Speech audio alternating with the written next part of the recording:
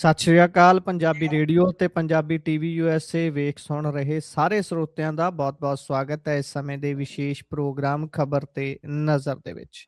ਇਸ ਪ੍ਰੋਗਰਾਮ ਦੇ ਵਿੱਚ ਦੇਸ਼ ਵਿਦੇਸ਼ ਦੀਆਂ ਖਬਰਾਂ ਤੇ ਪਾਈਦਾ ਚਾਨਣਾ ਅਤੇ ਇਹਨਾਂ ਖਬਰਾਂ ਦਾ ਵਿਸ਼ਲੇਸ਼ਣ ਕਰਨ ਦੇ ਲਈ ਖਾਸ ਤੌਰ ਤੇ ਸਾਥ ਹੁੰਦਾ ਹੈ ਸੀਨੀਅਰ ਪੱਤਰਕਾਰ ਮਿੰਟੂ ਗੁਰੂਸਰੀਆ ਜੀ ਦਾ। ਕਰਦੇ ਹਾਂ ਸਭ ਤੋਂ ਪਹਿਲਾਂ ਉਹਨਾਂ ਦਾ ਪ੍ਰੋਗਰਾਮ ਦੇ ਵਿੱਚ ਨਿੱਘਾ ਸਵਾਗਤ। ਬਹੁਤ-ਬਹੁਤ ਸਵਾਗਤ ਹੈ ਜੀ।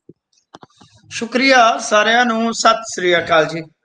ਸਤਿ ਸ੍ਰੀ ਅਕਾਲ ਜੀ। ਕਰਦੇ ਚੱਲੀਏ ਅੱਜ ਦੇ ਪ੍ਰੋਗਰਾਮ ਦੇ ਸਪਾਂਸਰਸ ਦਾ ਧੰਨਵਾਦ। ਖਾਲਸਾ ਇੰਸ਼ੋਰੈਂਸ ਲੰਬੇ ਸਮੇਂ ਤੋਂ ਇੰਸ਼ੋਰੈਂਸ ਦੇ ਖੇਤਰ ਦੇ ਵਿੱਚ ਸੇਵਾਵਾਂ ਨਿਭਾ ਰਹੇ ਨੇ। ਤੁਸੀਂ ਵੀ ਸੰਪਰਕ ਕਰ ਸਕਦੇ ਹੋ। ਨੰਬਰ ਹੈ 4082722500। ਟਿਰਕਿਆਣਾ ਇਮੀਗ੍ਰੇਸ਼ਨ ਲਾ ਫਰਮ। ਜੇ ਟਿਰਕਿਆਣਾ ਹੁਣਾਂ ਨਾਲ ਸੰਪਰਕ ਕਰ ਸਕਦੇ ਹੋ ਜੇਕਰ ਕਿਸੇ ਵੀ ਤਰ੍ਹਾਂ ਦੀ ਇਮੀਗ੍ਰੇਸ਼ਨ ਬਾਬਤ ਸਲਾਹ ਕਰਨੀ ਹੈ। Krishan Dhanota Yuba City. Baljinder Singh Nijjar Woodland GN lube ਵਾਲੇ ਟਰੱਕ ਵਾਸ਼ ਕਰਦੇ ਨੇ, ਆਇਲ ਚੇਂਜ ਕਰਦੇ ਨੇ, 에ਅਰ ਬ੍ਰੇਕਸ ਦਾ ਕੰਮ ਤਸੱਲੀ ਬਖਸ਼ ਕਰਦੇ ਨੇ। ਤੁਸੀਂ ਇਹਨਾਂ ਦੇ ਕੋਲੋਂ ਨਵੇਂ ਪੁਰਾਣੇ ਟਾਇਰ ਵੀ ਖਰੀਦ ਸਕਦੇ ਹੋ। ਲੋਕੇਸ਼ਨ ਸੈਂਟਾਨੇਲਾ ਦੀ ਹੈ। ਨਿੰਮਾ ਸਹੋਤਾ ਹੋਣਾ ਦਾ ਨੰਬਰ ਤੁਸੀਂ ਨੋਟ ਕਰ ਸਕਦੇ ਹੋ। ਨੰਬਰ ਹੈ 209 277 0113। Jaswinder Singh Nagra Roseville. Avtar Singh Sangha Yuba City. Baldev Singh Kang Yuba City. ਬਹੁਤ ਬਹੁਤ ਧੰਨਵਾਦ ਹੈ ਸਾਰੇ ਸਪਾਂਸਰਸ ਦਾ। ਰੁਕ ਕਰੀਏ ਖਬਰਾਂ ਦਾ ਤਾਂ ਸਭ ਤੋਂ ਪਹਿਲੀ ਖਬਰ ਆਪਾਂ ਵਰਲਡ ਲੈਵਲ ਦੀ ਤੇ ਲੈਨੇ ਆ। ਉਧਰ ਅਰਬ ਦੇਸ਼ਾਂ ਦੇ ਵਿੱਚ ਫਸੇ ਹੋਏ ਪੰਜਾਬੀਆਂ ਲਈ ਸਰਕਾਰ ਅੱਗੇ ਆਈ ਹੈ ਜਾਂ ਨਹੀਂ, ਪਾਇਓ ਜ਼ਰਾ ਚਾਨਣਾ। ਕਿਉਂਕਿ ਇਸ ਵੀਕਐਂਡ ਤੇ ਜਿੰਨਾ ਕੁ ਬਿਜੀ ਰਿਹਾ ਸਾਰਾ ਮਾਹੌਲ, ਤਾਣਾ ਬਾਣਾ, ਜਿੰਨੀਆਂ ਖਬਰਾਂ ਆ ਰਹੀਆਂ ਸੀ ਕਿ ਭਾਈ ਉੱਥੇ ਐ ਹੋ ਗਿਆ, ਮਿਡਲ ਈਸਟ ਦੇ ਵਿੱਚ ਇੱਥੇ ਹਮਲਾ ਹੋ ਗਿਆ, ਇੱਥੇ ਧਮਾਕਾ ਹੋ ਗਿਆ, ਉੱਥੇ ਵੱਡੀ ਗਿਣਤੀ ਦੇ ਵਿੱਚ ਪੰਜਾਬੀ ਵੀ ਨੇ ਉਸ ਜਗ੍ਹਾ ਦੇ ਉੱਪਰ, ਤੇ ਫਿਕਰ ਤਾਂ ਪੰਜਾਬੀਆਂ ਨੂੰ ਫਿਰ ਹੋਣਾ ਸੀ।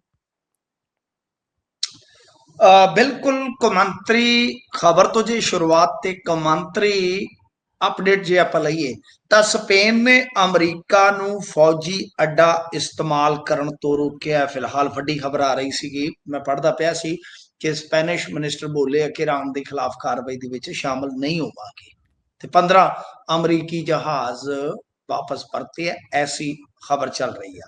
ਪਰ ਜੇ ਤੁਸੀਂ ਇੱਕ ਹੋਰ ਕੌਮਾਂਤਰੀ ਖਬਰ ਵੇਖੋਗੇ, ਵੈਸੇ ਤੇ ਇਸ ਮਾਮਲੇ ਦੇ ਵਿੱਚ ਪਾਕਿਸਤਾਨ ਫਸਿਆ ਪਿਆ, ਪਰ ਫਿਰ ਵੀ ਅੱਜ ਪਾਕਿਸਤਾਨੀ ਸੰਸਦ ਦੇ ਵਿੱਚ ਖਾਮਨੀ ਨੂੰ ਸ਼ਰਧਾਂਜਲੀ ਦਿੱਤੀ ਗਈ ਤੇ ਇਧਰ ਮੋਦੀ ਨੇ ਬਹਿਰੀਨ ਦੇ ਕਿੰਗ ਤੇ ਸਾਊਦੀ ਦੇ ਪ੍ਰਿੰਸ ਉਹਨਾਂ ਦੇ ਨਾਲ ਗੱਲ ਕੀਤੀ ਹੈ। ਇੱਕ ਇੰਡੀਅਨ ਦੀ ਡੈਥ ਹੋ ਗਈ ਹੈ, ਇਹ ਵੀ ਇੱਕ ਵੱਡੀ ਖਬਰ ਆ ਰਹੀ ਹੈ। ਵੱਡੀ ਖਬਰ ਆ ਰਹੀ ਹੈ ਕਿ ਇੱਕ ਇੰਡੀਅਨ ਮਾਰਿਆ ਗਿਆ, ਸ਼ਾਇਦ ਓਮਾਨ ਦੇ ਵਿੱਚ। ਫਿਲਹਾਲ ਜੰਮੂ ਕਸ਼ਮੀਰ ਦੇ ਵਿੱਚ ਵੀ ਕੁਝ ਤੁਹਾਨੂੰ ਪਤਾ ਹੀ ਹੈ ਵਿਰੋਧ ਹੋਏ ਸਨ ਖਾਮਨੇਈ ਦੀ ਹੱਤਿਆ ਤੋਂ ਬਾਅਦ, ਤੇ ਅਖੀਰ ਇੱਥੇ ਕੁਝ ਇਲਾਕਿਆਂ ਦੇ ਵਿੱਚ ਪਾਬੰਦੀ ਜਿਹੜੀ ਆ ਉਹ ਲਾਈ ਗਈ ਆ। ਇਹ ਕੱਲ ਤੱਕ ਵੀ ਪਾਬੰਦੀ ਸ਼ਾਇਦ ਜਾਰੀ ਰਹੇਗੀ। ਬੰਗਲੁਰੂ 에ਅਰਪੋਰਟ ਤੋਂ ਅੱਜ 72 ਫਲਾਈਟਾਂ ਜਿਹੜੀਆਂ ਨੇ ਉਹ ਕੈਂਸਲ ਹੋਈਆਂ। ਤੁਸੀਂ ਹਿਸਾਬ ਲਾ ਲਓ ਕਿ ਕਿੰਨੇ ਜ਼ਿਆਦਾ ਲੋਕ ਜਿਹੜੇ ਆ ਉਹ ਫਸੇ ਆ ਜਾਂ ਖੱਜਲ ਹੋ ਰਹੇ ਆ। ਹੁਣ ਜੇ ਆਪਾਂ ਗੱਲ ਕਰੀਏ ਪੰਜਾਬ ਦੀ, ਪੰਜਾਬ ਦੇ ਵਿੱਚ ਇਸ ਵੇਲੇ ਕਿਉਂਕਿ ਚੀਫ ਮਿਨਿਸਟਰ ਤੇ ਹੈਗੇ ਹੀ ਨਹੀਂ, ਚੀਫ ਮਿਨਿਸਟਰ ਤੇ ਗਏ ਨੇ ਇਲਾਜ ਕਰਵਾਉਣ, ਉੱਥੇ ਤੁਹਾਨੂੰ ਪਤਾ ਹੀ ਆ ਉਹਨਾਂ ਦਾ ਇਲਾਜ ਚੱਲਦਾ। ਤਾਂ ਹੁਣ ਕੀ ਆ ਕਿ ਉੱਥੋਂ ਹੀ ਸਰਕਾਰ ਚੱਲ ਰਹੀ ਆ, ਬੰਗਲੁਰੂ ਤੋਂ ਹੀ। ਜੀ ਦੱਸਦੇ ਕਿ special helpline number, WhatsApp number ਜਿਹੜੇ ਆ ਉਹ ਜਾਰੀ ਕਰ ਦਿੱਤੇ। ਬਸ ਆਹੀ ਹੁੰਦਾ, ਹੋਰ ਇਹਨਾਂ ਨੇ ਕੀ ਕਰਨਾ ਹੁੰਦਾ। ਜੀ ਵਿਦੇਸ਼ ਮੰਤਰਾਲੇ ਦੇ ਨਾਲ ਜੀ ਅਸੀਂ ਸੰਪਰਕ ਦੇ ਵਿੱਚ ਆ, ਹੋਰ ਇਹ ਤੋਂ ਵੱਧ ਕੁਝ ਕਰ ਹੀ ਨਹੀਂ ਸਕਦੇ। ਫੋਨ ਨੰਬਰ ਹੈਗਾ ਜੇ 0172 62 60 042। ਫਿਰ ਫੋਨ ਨੰਬਰ ਹੈ 0172 62 60 043। WhatsApp ਹੈਗਾ 94787 79112। ਤੁਸੀਂ ਕਰਕੇ ਦੇਖ ਲੈਣਾ ਕਿ ਭਾਈ ਕਿੰਨੀ ਕੁ ਸਹਾਇਤਾ ਮਿਲਦੀ ਹੈ। ਤਾਂ ਬਹਰਹਾਲ ਪੰਜਾਬ ਨੇ ਸਿਰਫ ਅਈਓ ਕੀਤਾ ਹੈ ਕਿ 2 ਹੈਲਪਲਾਈਨ ਜਾਰੀ ਕਰ ਦਿੱਤੀਆਂ ਨੇ ਕੁੱਲ ਮਿਲਾ ਕੇ ਹੁਣ ਤੱਕ। ਤੁਸੀਂ ਪੁੱਛਿਆ ਕਿ ਪੰਜਾਬ ਸਰਕਾਰ ਨੇ ਕੀ ਕੀਤਾ ਤੇ ਮੈਂ ਤੁਹਾਨੂੰ ਦੱਸ ਦਿੱਤਾ ਕਿ ਉਧਰੋਂ 2-3 ਸਟੇਟਮੈਂਟਾਂ ਆ ਗਈਆਂ ਹੋਣਗੀਆਂ, ਉਧਰੋਂ 2-3 ਨੰਬਰ ਆ ਗਏ ਹੋਣੇ ਆ ਬਸ। ਜੀ ਪਰ ਇਹ ਤੇ ਵੈਸੇ ਜੇ ਤੁਸੀਂ ਵੇਖੋਗੇ ਤੇ ਨਰਿੰਦਰ ਮੋਦੀ ਹੋਰਾਂ ਵਾਸਤੇ ਵੀ ਬੜਾ ਵੱਡਾ ਚੈਲੰਜ ਬਣ ਜਾਏਗਾ। ਜੀ ਇਹ ਜੰਗ ਜਿਹੜਾ ਹੈ, ਇਹ ਜੰਗ ਜਿਸ ਤਰ੍ਹਾਂ ਸ਼ੁਰੂ ਹੋਇਆ ਇਹਦਾ ਅਸਾਰ ਨਹੀਂ ਹੈਗਾ ਛੇਤੀ ਮੁੱਕਣ ਦਾ। ਬਿਲਕੁਲ ਆਪਾਂ ਤੇ ਯੂਕਰੇਨ ਰਸ਼ੀਆ ਦਾ ਦੇਖਿਆ ਨਾ, ਕਿੱਥੋਂ ਤੱਕ ਚਲਾ ਗਿਆ ਮਾਮਲਾ। ਹਾਲਾਂਕਿ ਅਮਰੀਕਾ ਵਾਲੇ ਕਹਿੰਦੇ ਨੇ ਇਦਾਂ ਕਰ ਦਿਆਂਗੇ ਉਦਾਂ ਕਰ ਦਿਆਂਗੇ, ਪਰ ਰਜ਼ੀਮ ਤੁਸੀਂ ਦੇਖੋ ਖਾਮਨੇਈ ਦੀ ਮੌਤ ਤੋਂ ਬਾਅਦ ਤੁਰੰਤ ਉਹਨਾਂ ਦਾ ਸ਼ਾਸਕ ਆ ਗਿਆ। ਬਿਲਕੁਲ ਹੁਣ ਇਸ ਤੋਂ ਬਾਅਦ ਕੀ ਆ ਕਿ ਉਹਨਾਂ ਦਾ ਜਿਹੜਾ ਢਾਂਚਾ ਜੋ ਖਾਮਨੇਈ ਹੁਰਾਂ ਨੇ ਸਟਰਕਚਰ ਬਣਾਇਆ ਹੈ, ਉਹਦੇ ਵਿੱਚ ਤੁਸੀਂ ਜੇ ਬਰੀਕੀ ਦੇ ਨਾਲ ਉਹਨੂੰ ਪੜੋਗੇ ਨਾ, ਜੀ। ਰਜ਼ੀਮ ਬਦਲਣਾ ਬਹੁਤ ਔਖਾ ਹੈ ਜੀ, ਬਹੁਤ ਔਖਾ ਹੈ। ਉਥੇ ਨਾ ਤੇ ਹੂੰ, ਇਕੱਲਾ ਬੰਦਾ ਤਾਨਾਸ਼ਾਹ ਬਣ ਸਕਦਾ ਹੈ, ਠੀਕ ਹੈ ਨਾ ਜੀ, ਸਿਸਟਮ ਹੀ ਕੁਛ ਇਸ ਕਿਸਮ ਦਾ ਹੈ, ਤੇ ਨਾ ਹੀ ਛੇਤੀ ਕੀਤਾ ਕੋਈ ਰਜੀਮ ਬਦਲਾ ਸਕਦਾ ਹੈ। ਤਾਂ ਇਸ ਕਰਕੇ ਜੇ ਰਜੀਮ ਬਦਲਣ ਦਾ ਮਸਲਾ ਹੈ ਤੇ ਇਹ ਤੇ ਬਹੁਤ ਲੰਮਾ ਜਾ ਸਕਦਾ ਹੈ, ਪਰ ਜੇ ਲੰਮਾ ਜਾਏਗਾ ਤੇ ਇਹਦਾ ਅਸਰ ਬੜਾ ਵਿਆਪਕ ਪੈਣ ਵਾਲਾ। ਜੇ ਬਿਲਕੁਲ, ਆਪਾਂ ਬਿਲਕੁਲ। ਦੇਖੀਏ ਤੇਲ ਦੀਆਂ ਕੀਮਤਾਂ ਤੇ ਪਹਿਲੇ ਦਿਨ ਹੀ ਵੱਧ ਗਈਆਂ, ਮਾਰਕੀਟ ਕ੍ਰੈਸ਼ ਹੋ ਗਿਆ। ਇਸ ਤੋਂ ਬਾਅਦ ਤੁਸੀਂ ਵੇਖੋ ਕਿ ਪੂਰੀ ਦੁਨੀਆ ਦੇ ਵਿੱਚ ਹਫੜਾ ਦਫੜੀ, ਪੰਜਾਬ ਦਾ ਕਾਰੋਬਾਰੀ ਵੀ ਪ੍ਰਭਾਵਿਤ ਹੋਏਗਾ ਜਿਸਨੇ ਐਕਸਪੋਰਟ ਕਰਨਾ ਹੈ ਜਾਂ ਇੰਪੋਰਟ ਕਰਨਾ ਹੈ। ਕਿਉਂ? ਕਿਉਂਕਿ ਰਿਸਕ ਫੈਕਟਰ ਦੇ ਚਲਦੇ ਆ ਬੀਮਿਆਂ ਦੇ ਪ੍ਰੀਮੀਅਮ ਵੱਧ ਜਾਣਗੇ ਸ਼ਿਪਾਂ ਦੇ। ਬਿਲਕੁਲ ਜੇ ਸਟ੍ਰੇਟ ਆਫ ਹਾਰਮੋਜ਼ ਬੰਦ ਹੋ ਜਾਂਦਾ ਹੈ ਪੂਰਨ ਤੌਰ ਤੇ, ਤਾਂ ਪੂਰੀ ਦੁਨੀਆ ਦਾ ਵਪਾਰ ਪ੍ਰਭਾਵਿਤ ਹੋਏਗਾ, ਖਾਸ ਤੌਰ ਤੇ ਤੇਲ ਦਾ ਵਪਾਰ। ਤਾਂ ਜੀ। ਕਹਿਣ ਦਾ ਮਤਲਬ ਇਹ ਹੈ ਕਿ ਹਾਲੇ ਤੇ ਸ਼ੁਰੂ ਹੋਇਆ ਕੰਮ, ਤੇ ਬਸ ਹੂੰ, ਜੇ ਅਸੀਂ ਆ ਨੰਬਰ ਦੇ ਕੇ ਸਾਰ ਦਿੱਤਾ ਤੇ ਇਹ ਤੇ ਫਿਰ ਨੰਬਰ ਬਣਾਉਣ ਵਾਲੀ ਗੇਮ ਹੁੰਦੀ ਆ ਕਿ ਹਾਂਜੀ ਮੈਂ ਆਹ ਕਰ ਦਿੱਤਾ, ਮੈਂ ਵਾਹ ਕਰ ਦਿੱਤਾ। ਜ਼ਰੂਰਤ ਇਸ ਬਿਲਕੁਲ। ਗੱਲ ਦੀ ਆ ਕਿ ਇੰਡੀਆ ਜਿਹੜਾ ਹੈ ਨਾ, ਵੈਸੇ ਤੇ ਤੁਸੀਂ ਵੇਖੋ ਨਰਿੰਦਰ ਮੋਦੀ ਦੇ ਵਿਜ਼ਿਟ ਤੇ ਸ਼ਾਇਦ ਆਪਾਂ ਗੱਲ ਕੀਤੀ ਸੀ ਗੁਰਪ੍ਰੀਤ, ਮੈਂ ਅਈਓ ਹੀ ਕਹਿ ਰਿਹਾ ਸੀਗਾ ਉੱਥੇ ਉਸ ਵੇਲੇ ਕਿ ਇੱਕ ਪਾਸੇ ਤੇ ਜੰਗ ਉੱਥੇ ਲੱਗਣ ਵਾਲੀ ਆ, ਇੰਡੀਆ ਦਾ ਪ੍ਰਾਈਮ ਮਿਨਿਸਟਰ ਉੱਥੇ ਕੀ ਕਰ ਰਿਹਾ ਜੀ? ਜੀ। ਇਹ ਉੱਥੋਂ ਨਿਕਲੇ ਨੇ, ਜੰਗ ਲੱਗ ਜਾਂਦਾ ਹੈ। ਹੂੰ, ਕੁਝ ਪੱਤਰਕਾਰ ਜਿਹੜੇ ਮौज ਮਸਤੀ ਕਰਨ ਜਾਂਦੇ ਆ ਉਹ ਵੀ ਉੱਥੇ ਫਸ ਗਏ, ਜੀ। ਉਹ ਵੀ ਫਸ ਗਏ। ਤੁਸੀਂ ਵੇਖੋ ਕਿ ਭਾਈ ਬਹੁਤ ਸਾਰੇ ਆਮ ਘੁੰਮਣ ਵਾਲੇ ਸ਼ਹਿਰੀ ਫਸੇ ਹੋਏ ਆ, ਤੇ ਜੇ ਕੱਲ ਨੂੰ ਕਾਮੇ ਕੱਢਣੇ ਪਏ ਅਰਬ ਦੇਸ਼ਾਂ ਦੇ ਵਿੱਚੋਂ, ਬੜਾ ਔਖਾ ਹੋ ਜਾਣਾ ਹੈ। ਜੀ। ਉਹਦੇ ਤੇ ਬਾਅਦ ਚ ਬਿਲਕੁਲ। ਫਿਲਮ ਵੀ ਬਣੀ ਆ, ਅਸੀਂ ਉਦੋਂ ਸਕੂਲਾਂ ਚ ਹੁੰਦੇ ਸਾਂ ਜਦੋਂ ਖਾੜੀ ਜੰਗ ਲੱਗਾ, ਸ਼ਾਇਦ ਤੁਹਾਨੂੰ ਸੰਭਾਲਾ ਨਾ ਹੋਵੇ ਕਿ ਭਾਈ ਉਸ ਵੇਲੇ ਬਹੁਤ ਵੱਡੇ ਪੱਧਰ ਤੇ 에ਅਰਲਿਫਟ ਕੀਤੇ ਗਏ ਸਨ। ਅਕਸ਼ੇ ਕੁਮਾਰ ਨੇ ਬਾਅਦ ਚ ਉਹਦੇ ਤੇ ਫਿਲਮ ਵੀ ਬਣਾਈ ਹੈ ਉਸ ਜੀ। ਆਪਰੇਸ਼ਨ ਤੇ। ਤਾਂ ਉਸ ਵੇਲੇ ਦੀ ਗਵਰਨਮੈਂਟ ਨੇ ਤਾਂ ਅਜਿਹਾ ਕਰ ਲਿਆ ਸੀ ਕਿ ਨਰਿੰਦਰ ਮੋਦੀ ਇਹ ਦਮਖਮ ਰੱਖਦੇ ਆ, ਇਹ ਵੇਖਣ ਯੋਗ ਗੱਲ ਹੋਏਗੀ ਹੁਣ। ਤੋਂ ਬਹਰਹਾਲ ਚਿੰਤਾਵਾਂ ਕਈ ਪ੍ਰਕਾਰ ਦੀਆਂ ਨੇ, ਮਹਿੰਗਾਈ ਵਧਣ ਦੀ, ਜੰਗ ਵਧਣ ਦੀ, ਤੇ ਸਭ ਤੋਂ ਵੱਡੀ ਗੱਲ ਆ ਕਿ ਜਿਹੜੇ ਬੰਦੇ ਉੱਥੇ ਕਿਰਤੀ ਨੇ ਜਾਂ ਜਿਹੜੇ ਵਪਾਰੀ ਨੇ, ਉਹਨਾਂ ਸਾਰਿਆਂ ਦੇ ਇੰਟਰਸਟ ਤੇ ਸਾਰਿਆਂ ਦੀ ਜਾਨ ਮਾਲ ਦੀ ਚਿੰਤਾ ਜਿਹੜੀ ਹੈ ਨਾ, ਉਹ ਇਸ ਵੇਲੇ ਚਰਚਾ ਦੇ ਵਿੱਚ ਹੀ ਆ ਕਿ ਕੀ ਬਣੂ ਕੀ ਨਹੀਂ ਬਣੂ। ਹੂੰ, ਜੀ। ਬਿਲਕੁਲ, ਬਿਲਕੁਲ ਚਿੰਤਾ ਦਾ ਵਿਸ਼ਾ ਤਾਂ ਇਹ ਬਹੁਤ ਵੱਡਾ ਹੈ। ਅੱਗੇ ਵਧੀਏ ਤਾਂ ਉੱਧਰ ਗੁਰਦਾਸਪੁਰ ਦੇ ਵਿੱਚ ਐਨਕਾਊਂਟਰ ਦਾ ਕੋਰਟ ਤੋਂ ਆਦੇਸ਼ ਆਇਆ, ਜਿਹੜਾ ਐਨਕਾਊਂਟਰ ਰਣਜੀਤ ਦਾ ਹੋਇਆ ਸੀ 2 ਪੁਲਿਸ ਮੁਲਾਜ਼ਮਾਂ ਦੇ ਮਾਮਲੇ ਦੇ ਵਿੱਚ। ਵੈਸੇ ਕੱਲ੍ਹ ਉੱਥੇ ਭਰਵਾਂ ਇਕੱਠ ਵੀ ਹੋਇਆ ਸੀ, ਇਸ ਨੂੰ ਨਿੰਦਣ ਦੇ ਲਈ ਕਾਫ਼ੀ ਲੋਕ ਉੱਥੇ ਇਕੱਠੇ ਹੋਏ ਸੀ। ਹੁਣ ਅਦਾਲਤ ਕੀ ਕਹਿ ਰਹੀ ਹੈ ਜੀ, ਕਿਹੋ ਜਿਹੇ ਆਦੇਸ਼ ਨੇ? ਦੇਖੋ ਸੋਸ਼ਲ ਮੀਡੀਆ ਤੇ ਤੁਹਾਨੂੰ ਪਤਾ ਹੀ ਆ, ਉੱਥੇ ਵੀ ਰਾਈਟ ਵਿੰਗ ਲੈਫਟ ਵਿੰਗ ਚੱਲ ਜਾਂਦਾ ਕਈ ਵਾਰ। ਮੈਂ ਦੇਖ ਰਿਹਾ ਸੀਗਾ ਦੇਰ ਰਾਤ ਕਹਿੰਦੇ ਕਿ ਧਰਨਾ ਪੁੱਟ ਲਿਆ ਗਿਆ, ਪਹਿਲਾਂ ਤੇ ਪੱਕਾ ਧਰਨਾ ਲਾਉਣ ਦਾ ਫੈਸਲਾ ਕੀਤਾ। ਉਹ ਜਿਹੜੀ ਤੁਹਾਨੂੰ ਪਤਾ ਇੱਕ ਸੱਜ ਪਿਛਾਕੜੀ ਧਿਰ ਹੁੰਦੀ ਹੈ, ਇੱਕ ਖੱਬੇ ਪਿਛਾਕੜੀ ਹੁੰਦੀ ਆ, ਤੇ ਬਿਲਕੁਲ। ਉਹ ਕਾਮਰੇਡਾਂ ਤੇ ਹਮਲੇ ਕਰ ਰਹੇ ਨੇ, ਤੇ ਕੁਝ ਉਹਨਾਂ ਨੂੰ ਨਿੰਦ ਰਹੇ ਆ, ਕੁਝ ਉਹਨਾਂ ਨੂੰ ਸਲਾਹ ਰਹੇ, ਮਤਲਬ ਕਿ ਉਹ ਕੰਮ ਚੱਲ ਪੈਂਦਾ ਨਾ, ਉਹ ਵੀ ਹੈ। ਹੂੰ, ਪਰ ਗੱਲ ਇਹ ਆ ਕਿ ਇਸ ਐਨਕਾਊਂਟਰ ਤੇ ਸਵਾਲ ਤੇ ਸ਼ੁਰੂ ਤੋਂ ਹੀ ਆ ਗੁਰਪ੍ਰੀਤ ਜੀ, ਇੱਥੇ ਸਭ ਤੋਂ ਵੱਡਾ ਮਾਮਲਾ ਤੇ ਇਹ ਬਣ ਪਿਆ ਹੈ ਕਿ ਕੀ ਪੁਲਿਸ ਦਾ ਹੀ ਨਿਆਂ ਨਹੀਂ ਕਰ ਪਾਊਗੀ। ਜੀ। ਸਭ ਤੋਂ ਵੱਡੀ ਗੱਲ ਵੇਖਣ ਵਾਲੀ ਹੈ। ਚਲੋ ਦੇਖੋ ਧਰਨਿਆਂ ਦੇ ਵਿੱਚ ਕੀ ਹੁੰਦਾ ਹੈ ਕਿ ਮੰਗਾਂ ਹੁੰਦੀਆਂ ਨੇ, ਜੀ। ਹੋਰ ਕੋਈ ਪ੍ਰੋਟੈਸਟ ਖੰਡ ਖਾਂਦਾ ਤੇ ਕਰਦਾ ਨਹੀਂ ਹੈ। ਤਾਂ ਜੀ। ਮੰਗਾਂ ਕੀ ਆ ਕਿ ਪੀਜੀਆਈ ਤੋਂ ਭਾਈ ਤੁਸੀਂ ਪੋਸਟਮਾਰਟਮ ਕਰਵਾਓ, ਜੀ। ਪੁਲਿਸ ਵਾਲਿਆਂ ਤੇ ਮੁਕੱਦਮਾ ਦਰਜ ਕਰੋ, ਜੀ। ਆਹ ਚੀਜ਼ਾਂ ਹੁੰਦੀਆਂ ਨੇ। ਤਾਂ ਹੁਣ ਉਹਦੇ ਚ ਕੀ ਆ ਕਿ ਚਲੋ ਧਰਨਾ ਕਿੱਦਾਂ ਕਿਹੜੇ ਹਾਲਾਤ ਦੇ ਵਿੱਚ ਪੁੱਟਿਆ ਗਿਆ ਮੈਨੂੰ ਨਹੀਂ ਪਤਾ, ਕੌਣ ਜ਼ਿੰਮੇਵਾਰ ਹੈ ਕੌਣ ਨਹੀਂ, ਕਿਉਂਕਿ ਆਪਾਂ ਤੇ ਲੋਕਲ ਪੱਧਰ ਤੇ ਕੋਈ ਰਿਪੋਰਟਿੰਗ ਨਹੀਂ ਕਰਦੇ ਜਾਂ ਗਰਾਊਂਡ ਜ਼ੀਰੋ ਤੇ ਨਹੀਂ ਆ। ਜੀ। ਅੰਤਰਖਤ ਤੇ ਕੀ ਆ ਮੈਨੂੰ ਨਹੀਂ ਪਤਾ, ਪਰ ਜੋ ਗੱਲਾਂ ਔਨ ਦਾ ਰਿਕਾਰਡ ਆ, ਮੈਂ ਤੇ ਉਹ ਸਮਝਦਾ ਸਭ ਤੋਂ ਵੱਡੀ ਗੱਲ ਕਿ ਇਹ ਮੁੱਦਾ ਵੀ ਉੱਠਣਾ ਚਾਹੀਦਾ ਹੈ ਕਿ ਕੀ ਪੁਲਿਸ ਮਾਰੇ ਗਏ ਪੁਲਿਸ ਕਰਮੀਆਂ ਦਾ ਨਿਆਂ ਨਹੀਂ ਹੋਣ ਦੇਣਾ ਚਾਹੁੰਦੀ। ਜੀ। ਮਸਲਨ ਕਿ ਐਫ ਆਈ ਆਰ ਦੇ ਵਿੱਚ ਜੋ ਇਹਨਾਂ ਨੇ ਕਹਾਣੀ ਦਰਜ ਕੀਤੀ ਆ, ਉਹਦੇ ਵਿੱਚ ਤੇ ਇਹਨਾਂ ਨੇ ਕਿਹਾ ਕਿ ਪੁਲਿਸ ਪਾਰਟੀ ਸਭ ਤੋਂ ਪਹਿਲਾਂ ਵਕੂਏ ਤੇ ਪਹੁੰਚੀ ਆ ਜਿੱਥੇ ਵਾਕਾ ਹੋਇਆ, ਪਰ ਜੀ, ਆਪਾਂ ਨੂੰ ਵੀ ਪਤਾ ਹੈ ਕਿ ਸਭ ਤੋਂ ਪਹਿਲਾਂ ਤੇ ਉੱਥੇ ਸਰਪੰਚ ਪਹੁੰਚਿਆ ਸੀ, ਜਿਸ ਨੂੰ ਕਾਲ ਕੀਤੀ ਗਈ ਥਾਣੇ 'ਚ। ਔਰ ਜੀ। ਐਸਾ ਮੰਝਪੁਰ ਸਾਹਿਬ ਦਸਤਾਵੇਜ਼ਾਂ ਦੇ ਹਵਾਲੇ ਨਾਲ ਕਹਿ ਰਹੇ, ਉਹ ਤੇ ਜੀ। ਇਹ ਵੀ ਕਹਿ ਰਹੇ ਨੇ ਕਿ ਕਿਤੇ ਵੀ 3 ਪਰਚੇ ਕੀਤੇ ਪੁਲਿਸ ਨੇ, ਰਿਮਾਂਡ ਪੇਪਰ ਹੈ, ਮੀਮੋ ਬਣੇ ਆ, ਕਿਧਰੇ ਵੀ ISI ਦਾ ਜ਼ਿਕਰ ਨਹੀਂ ਕੀਤਾ ਇਹਨਾਂ, ਹਿਸਾਬ ਲਾ ਲਓ। ਹੂੰ, ਤੇ ਜਿਹੜਾ ਮੀਡੀਆ ਹੈ ਉਹ ਭੰਡੀ ਜਾਂਦਾ ਹੈ, ਇਹ ISI ਦੇ ਏਜੰਟ ਸਨ, ਇਹਨਾਂ ਦੇ ਹੈਂਡਲਰ ਬਾਹਰ ਬੈਠੇ ਸਨ। ਭਾਈ ਕਿਉਂ? ਜੇਕਰ ਅਜਿਹਾ ਹੈ ਤਾਂ ਪੁਲਿਸ ISI ਦਾ ਕੋਈ ਲਿੰਕ ਖੰਗਾਲਣ ਵਾਸਤੇ ਉੱਥੇ ਕਿਉਂ ਨਹੀਂ ਦਰਜ ਕਰ ਰਹੀ? ਚਲੋ ਅੱਗੇ ਵਧੀਏ।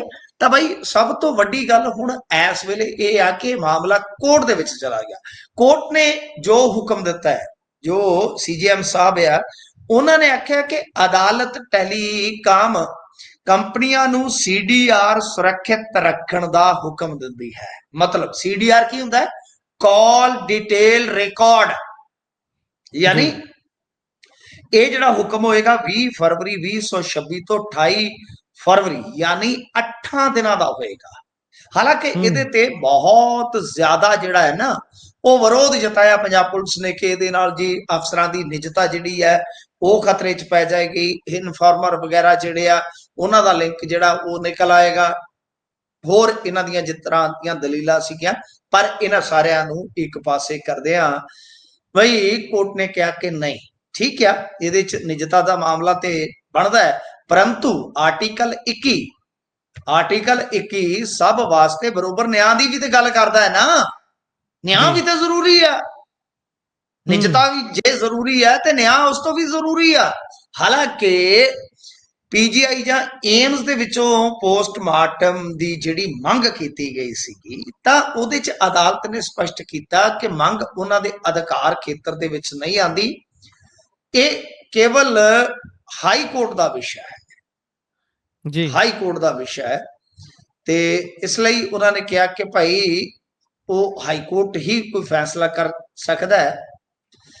ਤੇ ਦੂਜੇ ਪਾਸੇ ਅਦਾਲਤ ਦੇ ਹੁਕਮਾਂ ਦੇ ਅਨੁਸਾਰ ਡਾਕਟਰਾਂ ਦਾ ਬੋਰਡ ਜਿਹੜਾ ਹੈ ਉਹ ਬਣਾ ਦਿੱਤਾ ਗਿਆ ਹੈ ਕਿ ਪੋਸਟਮਾਰਟਮ ਸੰਬੰਧੀ ਪ੍ਰਬੰਧ ਜਿਹੜੇ ਆ ਉਹ ਕਰ ਲਏ ਗਏ ਆ। ਤਾਂ ਯਾਨੀ ਜੋ ਏਮਸ ਜਾਂ PGI ਬਾਰੇ ਆ ਉਹ ਉਹਨਾਂ ਨੇ ਕਿਹਾ ਕਿ ਹਾਈ ਕੋਰਟ ਕਰ ਸਕਦਾ, ਪਰ ਅਸੀਂ ਇਹ ਕਰ ਸਕਦੇ ਹਾਂ ਕਿ ਇੱਕ ਬੋਰਡ ਦਾ ਗਠਨ ਕਰਵਾ ਸਕਦੇ ਹਾਂ। ਖੈਰ ਇਦਾਂ ਕਹਿ ਲਓ ਕਿ ਜਿਹੜੀ CCTV ਆ ਉਹ ਕਲੈਕਟ ਕਰਨ ਦਾ ਹੁਕਮ ਹੋ ਗਿਆ, ਟੈਲੀਕਾਮ ਕੰਪਨੀਆਂ ਨੂੰ CDR ਸੁਰੱਖਿਅਤ ਰੱਖਣ ਦਾ ਹੁਕਮ ਹੋ ਗਿਆ।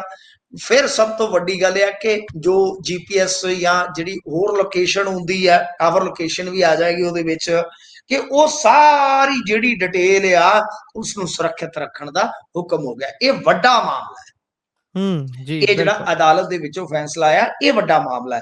ਤਾਂ ਇਹਦੇ ਵਿੱਚ ਸਾਫ਼ ਹੋ ਜਾਏਗਾ, ਸਪਸ਼ਟ ਹੋ ਜਾਏਗਾ ਕਿ ਪੁਲਿਸ ਕਿੰਨਾ ਕੁ ਸੱਚ ਬੋਲਦੀ ਹੈ। ਤੇ ਪੁਲਿਸ ਇਹਦੇ 'ਚ ਤੇ ਮਾਸਾ ਮੋਟਾ ਵੀ ਸੱਚ ਬੋਲਦੀ ਨਜ਼ਰ ਨਹੀਂ ਆ ਰਹੀ। ਤੇ ਪਹਿਲੇ ਦਿਨ ਤੋਂ ਹੀ ਮੈਂ ਵੈਸੇ ਯਾਦ ਕਰ ਰਿਹਾ ਸੀਗਾ, ਅਕਾਲੀਆਂ ਦਾ ਬੁਰਾ ਦੌਰ ਵੀ ਜਿਹੜਾ ਨਾ ਉਹ ਗੁਰਦਾਸਪੁਰ ਤੋਂ ਇੱਕ ਨੌਜਵਾਨ ਦੀ ਮੌਤ ਤੋਂ ਸਟਾਰਟ ਹੋਇਆ ਸੀ।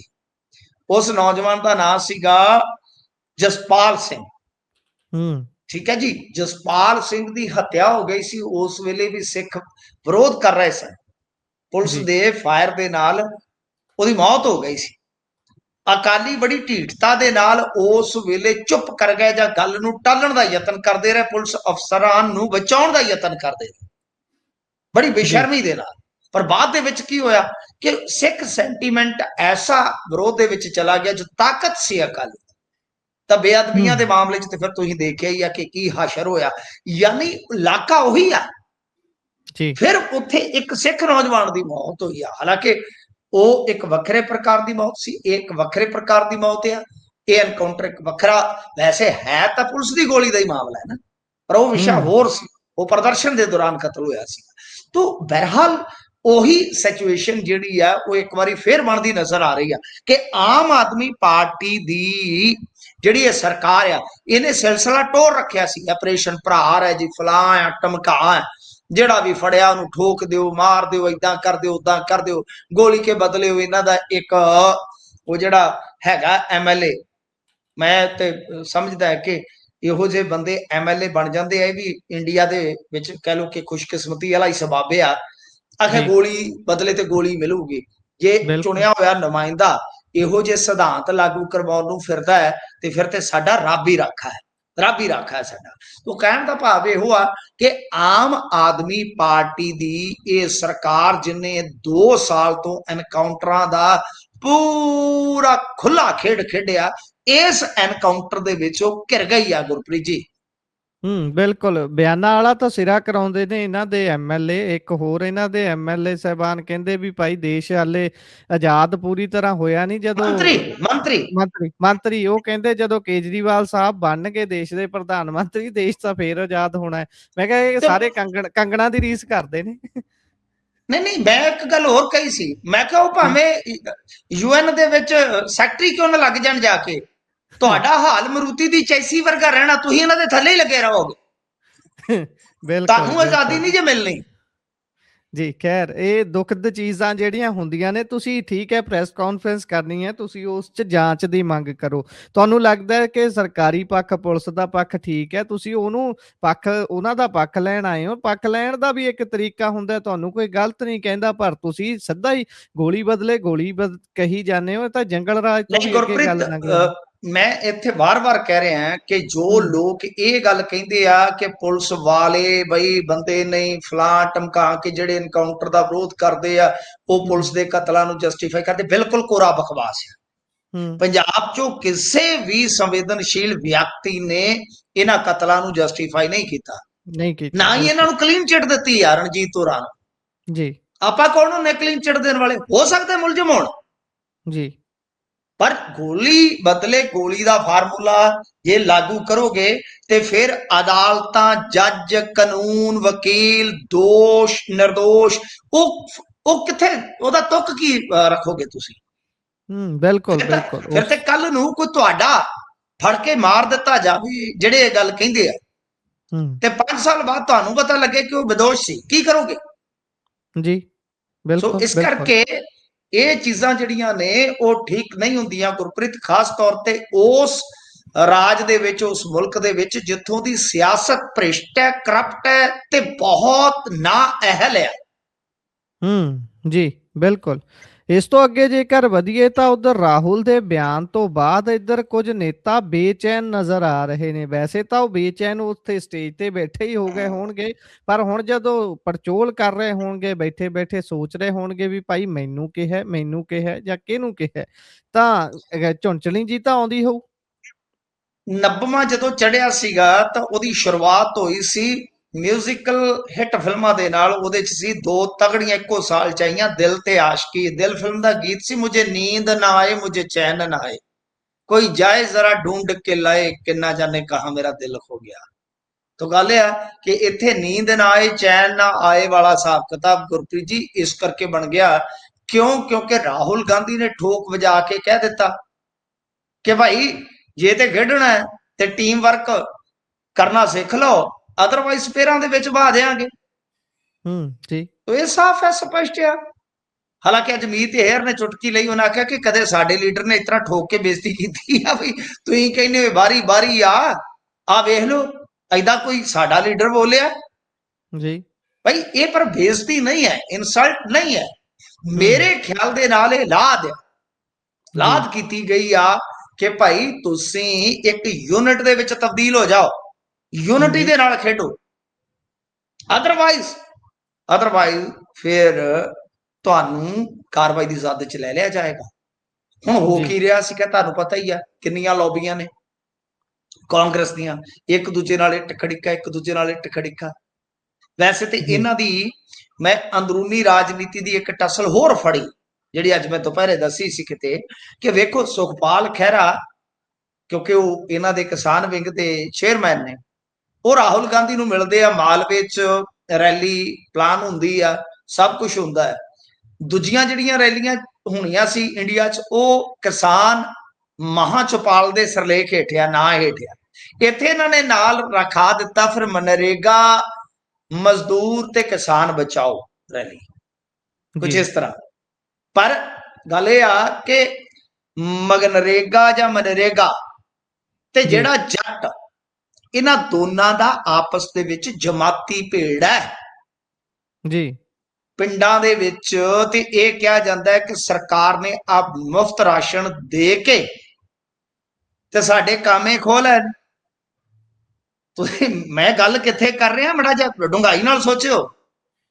ਜੀ ਤਾਂ ਤੁਸੀਂ ਦੋਨਾਂ ਜਮਾਤੀ ਜਿਹੜੇ ਘੋਲ ਦੇ ਕੱਲ ਭੇੜ 'ਚ ਚੱਲਦੇ ਨੇ, ਜ਼ਿਮੀਂਦਾਰ ਜਾਂ ਜਿਹੜਾ ਖੇਤੀ ਕਰਨ ਵਾਲਾ ਜਿਹੜਾ ਮਜ਼ਦੂਰ ਆ, ਉਹ ਤੇ ਚਲੋ ਆਪਾਂ ਖੇਤ ਮਜ਼ਦੂਰ ਕਹਿ ਲੈਂਦੇ ਆ, ਪਰ ਦੂਸਰਾ ਮਜ਼ਦੂਰ ਜੀ ਤੋ ਉਹਦੇ ਵਿੱਚ ਇਹ ਇੱਕ ਜਮਾਤੀ ਘੋਲ ਦਾ ਜਿਹੜਾ ਹੈ ਨਾ, ਉਹ ਇਹਨਾਂ ਨੇ ਪੜੋਲ ਬੰਨ ਦਿੱਤਾ ਕਿ ਠੀਕ ਹੈ ਉੱਥੇ ਮਜ਼ਦੂਰ ਤੇ ਪਹੁੰਚੇ ਹੋਣਗੇ ਜੀ ਜਾਂ ਕੁਝ ਜੱਟ ਤੇ ਪਹੁੰਚੇ ਹੋਣਗੇ ਜਿਹੜੇ ਕਾਂਗਰਸ ਨਾਲ ਜੁੜੇ ਹੋਣਗੇ, ਪਰ ਜੀ ਜੋ ਇੱਕ ਨਾਨ ਕਾਂਗਰਸੀ ਜਾਂ ਆਮ ਬੰਦਾ ਜਿਹੜਾ ਸੋਚਦਾ ਹੈ ਕਿ ਯਾਰ ਮੇਰਾ ਰੁਜ਼ਗਾਰ ਜਾ ਰਿਹਾ ਜਾਂ ਮੇਰੀ ਖੇਤੀ ਜਾ ਰਹੀ ਹੈ ਜਾਵਾਂ, ਤਾਂ ਉਹ ਕਹਿੰਦਾ ਕਿ ਇਹ ਤਾਂ ਉਹਨਾਂ ਲਈ ਹੈ, ਉਹ ਕਹਿੰਦਾ ਹੂੰ, ਉਹਨਾਂ ਲਈ। ਉਹ ਸਿਰਫ ਕਿਸ ਲਈ ਹੋਇਆ? ਕਿਉਂਕਿ ਸੁਖਪਾਲ ਖਹਿਰਾ ਨੰਬਰ ਨਾ ਹੋਣਾ ਚਾਹੀਦਾ। ਜੀ ਉਹ ਵਿੱਚ ਨਾਲ ਉਹ ਪਾ ਦਿੱਤਾ ਕਿ ਜੇ ਇਕੱਲੇ ਕਿਸਾਨਾਂ ਦਾ ਮਸਲਾ ਬਣ ਜਾਏਗਾ ਤੇ ਜੱਟ ਵੋਟ ਦੇ ਵਿੱਚ ਭਲ ਬਣੇਗੀ।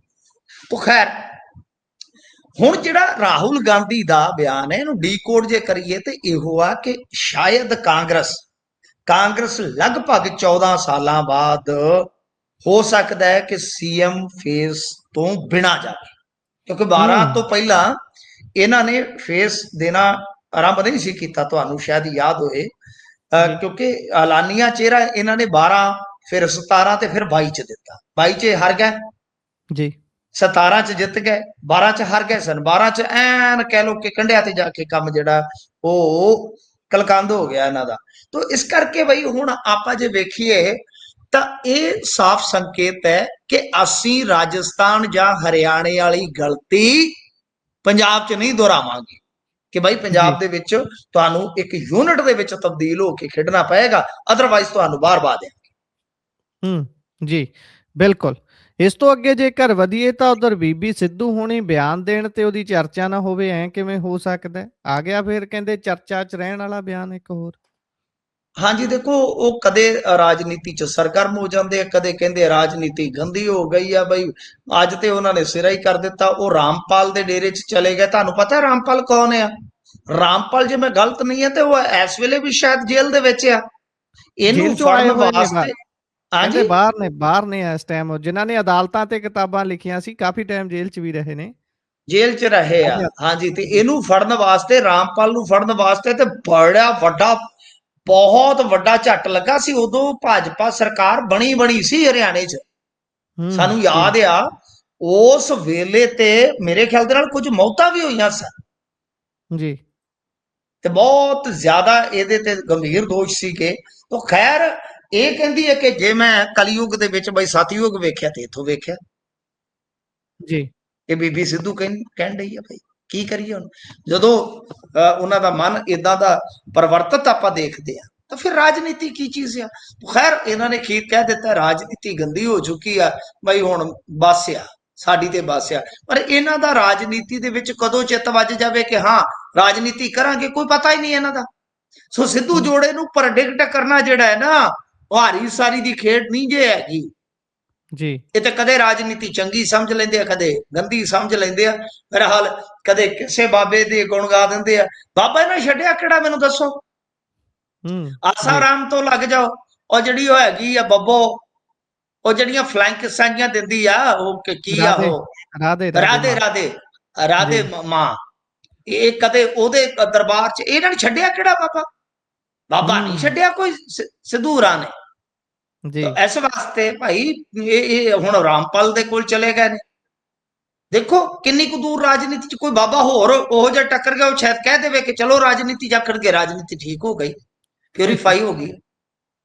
ਜੀ ਬਿਲਕੁਲ। ਇਸ ਤੋਂ ਅੱਗੇ ਜੇਕਰ ਆਪਾਂ ਵਧੀਏ ਤਾਂ ਉਧਰ ਇੱਕ ਹੋਰ ਚੇਅਰਮੈਨ ਨੇ ਅਸਤੀਫਾ ਦੇ ਦਿੱਤਾ ਜੀ, ਇਹ ਚੱਲੀ ਕੀ ਜਾਂਦਾ? ਹਾਂਜੀ ਦੇਖੋ, ਗੱਲ ਇਹ ਆ ਕਿ ਜਿਹੜਾ ਇਹ ਅਸਤੀਫਾ ਆਇਆ ਹੈ ਨਰਿੰਦਰ ਸ਼ੇਰਗਿੱਲ ਦਾ ਜੀ। ਅੱਛਾ, ਅਸਤੀਫਾ ਕੋਈ ਕਿਉਂ ਦੇਊਗਾ? ਮੇਰੀ ਗੱਲ ਸੁਣੋ, ਅਸਤੀਫਾ ਕੋਈ ਜੇ ਸਹੀ ਕੰਮ ਕਰਦਾ, ਅਸਤੀਫਾ ਚੇਅਰਮੈਨੀ, ਔਰ ਉਹ ਵੀ ਚੇਅਰਮੈਨੀ ਜਿਹੜੀ ਆ ਮਿਲਕ ਫੈਡ ਦੀ, ਦਾ Punjab State Milk Producer Federation Limited, है जिहड़ी एडी तगड़ी संस्था है, अदारा है, ओदा कोई चेयरमैन बनया, लोग ते तरस जाते हैं। वो चेयरमैन ही क्यों छड्डेगा साहब? जी। शेरगल पुराना बंदा इन्हां दा, हुँ, इलैक्शन भी लड़िया सी, हार गया। तो कहने का मतलब यह है कि नरेंद्र शेरगिल तो अस्तीफा लिया गया है, जी, समझो। और कमाल की गल है कि जिन्हों ने अस्तीफा दिता है उन्होंने चर्चा घट होंगी है। इधर बुलाडे वाली साइड से एक मार्केट कमेटी का चेयरमैन अस्तीफा दे गया, खडाल, ओदी जी, कोई गल नहीं करता। उन्हें अपने अस्तीफे का कारण दसिया कि ना तो जी। साडा कोई काम होंदा, सुनवाई होंदी है, उल्टा दिल्ली का दखल दफ्तर तक है। यदा मतलब कि इन्होंने हुण इन्हां दफ्तरां दे विच भी बंदे बिठा दिते हैं। हुँ, जी, ते दूजी गल यह कि मिल्कफेड बारे ते जांच पड़ताल होनी चाहिए है। पिछले जी, कुछ समय तो नियुक्तियां नूं लैके कुछ कथित तौर पर गड़बड़ियां दे दोष लग रहे ने, तो इहदी ते जांच होनी चाहिए है। चुपचाप चेयरमैन नूं लांभे करन दे नाल कहानी थोड़ी ठीक हो जाती है। जी। कारण तुसीं दसना नहीं। तो संस्थावां का तो बेड़ा गर्क हो रहा जी। तुसीं वेरका तो लैके ये देख लो इन्हां दा की हाल होण डिया, कदे किते हुँ, कुछ गड़बड़, कदे किते कुछ गड़बड़। सो इस करके एक अस्तीफा ते तुहानूं पता है, अस्तीफा ते एक बारी ये जदों लैंदे ने तो बड़े बड़े भी इन्हां ने चेहरे, ओंकार संधू वर्गे जिहड़े सी, ओंकार सिद्धू आ की नाम मैनूं भुल गया, साडे पिंडां दे ही है, ओंकार जी नूं भेजता सी, चलो जो भी है। वधवा साहब नूं कड्ढण लगे तो मिंट मारदे। जी, पर बिल्कुल। ठीक है, जे तक कोई परसनल किसी का आपदा कारोबार प्रभावित होंदा तो उन्होंने लगता है कि हाँ जी मैनू चेयरमैनी छड़ देनी चाहिए, ठीक है। पर जदों संस्थावां दा बेड़ा गर्क होने की गल आउंदी आ, जदों संस्थावां दा वकार ढहण की गल आउंदी आ, तां उदों चुपचाप एक बंदे नूं लांभे करके दूजा आपदा बिठाल देना, ਉਹਦੇ ਨਾਲ ਤੇ ਗੱਲ नहीं बनती भाई। ये तो कोई जवाबदारी है नहीं कि मेरे ख्याल दे नाल। जी, बिल्कुल, उदा बिल्कुल। इन्हों ने कई चेयरमैन लाए ने, फार किए, ਉਹਦੇ ਚ ਇੱਕ ਬੀਬੀ ਭਰਾਜ ਦਾ ਸੰਗਰੂਰ ਵਾਲਾ ਖਾਸਮ ਖਾਸ ਉਹ ਵੀ ਤੇ ਗਿਆ।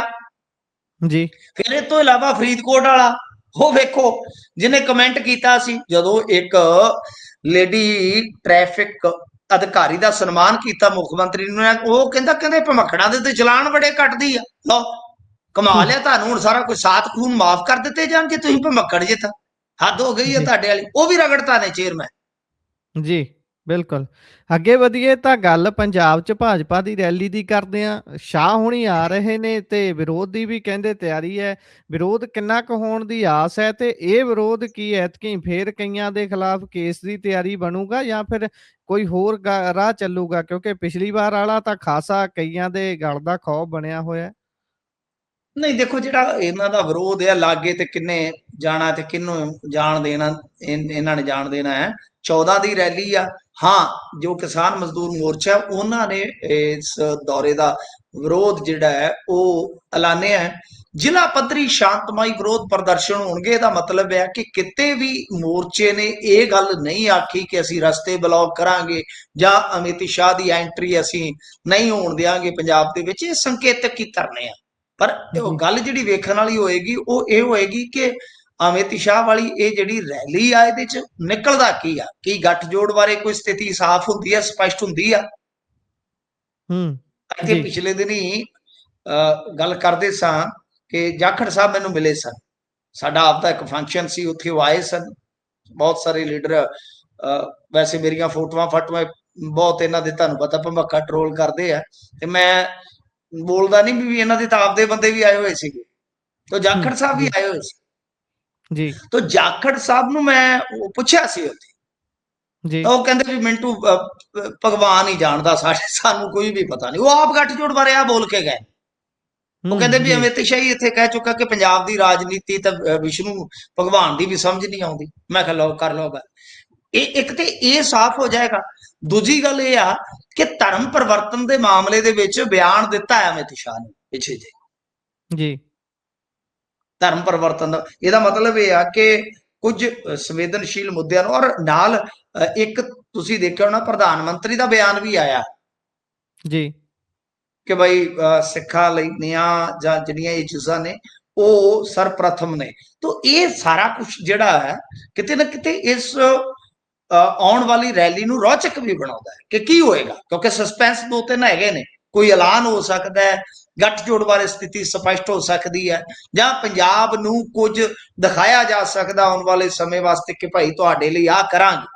ਇਹ ਦੇਖਣਾ ਇੰਟਰਸਟਿੰਗ ਹੋਏਗਾ। ਵਿਰੋਧ ਤਾਂ ਚਲੋ ਠੀਕ ਹੈ, ਸਿਆਣੀ ਗੱਲ ਹੈ। ਕਿਸਾਨ ਜਥੇਬੰਦੀਆਂ ਨੇ ਜਿਹੜਾ ਸੰਕੇਤਕ ਵਿਰੋਧ ਜਤਾਇਆ ਨਾ, ਮੈਂ ਇਸ ਗੱਲ ਦੇ ਨਾਲ ਬਿਲਕੁਲ ਸਹਿਮਤ ਹਾਂ, ਕਿਉਂਕਿ ਰੋਡ ਬਲੌਕੇਜ ਵਗੈਰਾ ਜੇ ਅੜਿੱਕਾ ਪਾਉਨੇ ਹੋ ਤਾਂ ਇਹਦੇ ਵਿੱਚ ਅੱਗੇ ਆਪਾਂ ਵੇਖਿਆ ਨਰਿੰਦਰ ਮੋਦੀ ਵਾਰੀ ਕੀ ਹੋਇਆ, ਤਾਂ ਪੰਜਾਬ ਦੀ ਛਵੀ ਜਾਂ ਜਿਹੜੇ ਕਿਸਾਨ ਜਥੇਬੰਦਕ ਘੋਲ ਨੇ ਉਹ ਉਹਨਾਂ ਵਾਸਤੇ ਗਲਤ ਹੋ ਜਾਂਦਾ ਜੀ ਮੁੜ ਕੇ ਆਉਣ ਵਾਲੇ ਸਮੇਂ 'ਚ।